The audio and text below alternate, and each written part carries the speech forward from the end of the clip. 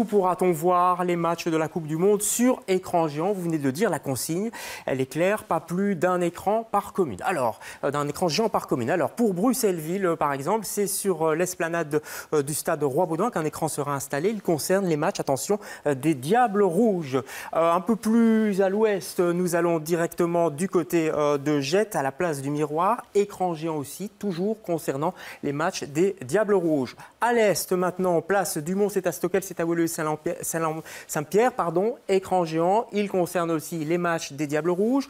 Un peu plus au sud, nous prenons la direction de la place Pinois, c'est à Oderghem, écran géant, match des Diables Rouges. Et puis carrément au sud, maintenant nous allons à Uccle, place Saint-Job.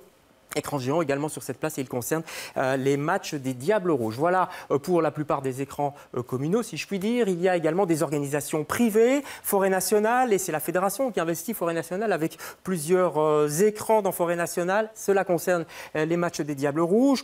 Le café de Good Company, nous sommes sur la Grand Place et là, tous les matchs pourront être vus sur plusieurs écrans dans ce café, ce sport bar, comme on dit. Et bien sûr, il y a d'autres cafés, mais il y a le café de Télé Bruxelles. Le phare, c'est pas le café Télé Bruxelles, mais où Télé Bruxelles s'installera. Arnaud de Spiegelard vous donne d'ailleurs rendez-vous, c'est au Fat Boys. Nous sommes place du Luxembourg et le rendez-vous d'Arnaud commence ce vendredi juste après le JT.